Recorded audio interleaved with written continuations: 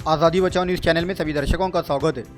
सोलापुर के एनटीपीसी से 7 राज्यों को बिजली प्रदान की जाती है, जिसमें महाराष्ट्र को सबसे अधिक बिजली मिलती है। 1320 मेगावाट की क्षमता के साथ काम कर रही एनटीपीसी 23 मेगावाट क्षमता से ग्राउंड माउंटेड सोलार प्रोजेक्ट की भी ओर बढ़ रही है। इन सब के साथ साथ पर्यावरण का खास ध्यान रखते हुए एसजीडी का प्रयोग कर वायु प्रदूषण को कम कर रही है। एनटीपीसी सोलापुर के सामाजिक विकास, शिक्षा और स्वास्थ्य के क्षेत्र में भी सक्रिय है। बालिका सशक्तिकरण मिशन GAM कार्यक्रम के तहत हर साल 40 लड़कियों को शिक्षा, आत्मरक्षा और सांस्कृतिक प्रशिक्षण प्रदान किया जाता है। इसके अलावा केली स्कूल में मुफ्त शिक्षा दी जा रही है। सोलापुर एनटीपीसी के कार्यकारी संचालक तपन कुमार बंदोपाध्याय ने आगे क्या कुछ कहा, देखिए।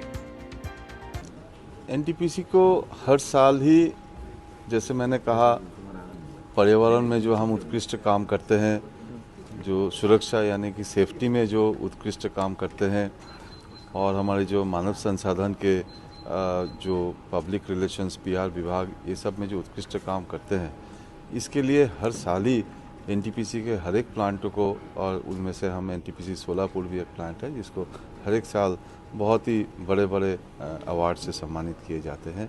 उसमें से मुख्यतः जैसे ग्रीन टेक के सेफ्टी अवार्ड्स, ग्रीन टेक के एनवायरनमेंटल अवार्ड्स, और भारत सरकार के भी काफ़ी सारे इस तरह के पुरस्कार से हमें सम्मानित किया गया, जैसे ब्रिटिश काउंसिल के प्रेस्टिजियस सेफ्टी अवार्ड, जैसे पूरे अंतर्राष्ट्रीय स्तर में जो मान्यता प्राप्त नोसा के 4 प्लैटिनम स्टार के सेफ्टी अवार्ड एनटीपीसी सोलापुर को एनटीपीसी में सबसे पहला प्लांट के हिसाब से मिला था। तो इस तरह के अनगिनत पुरस्कार से हमें हर बार सम्मानित किए जाते हैं। एनटीपीसी के ही एक सबसे बड़ा जो सम्मान है, जिसे हम स्वर्ण शक्ति अवार्ड बोलते हैं, वो भी पिछले 23-24 के बेहतरीन सेफ्टी में बेहतरीन परफॉर्मेंस के लिए एनटीपीसी सोलापुर को दिया गया था। इसी तरह के अनगिनत इस तरह के अवार्ड्स हमें दिए। आने वाले फाइनेंशियल ईयर में एनटीपीसी CSR की कौन सी एक्टिविटीज़ लेगी?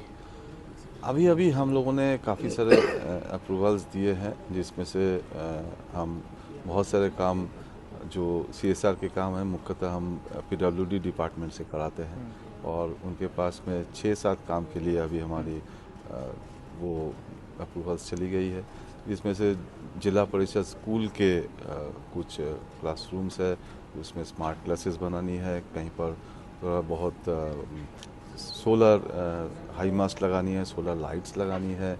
इस तरह के जितने भी हमारे पास में ऐसे रिक्वायरमेंट्स आते हैं, तो वो हम उसके तहत पूरे करते हैं, और साल भर में ना ही केवल अभी जितने हमने कर दिया उतने में ही हम अपने आप को सीमित रखते हैं।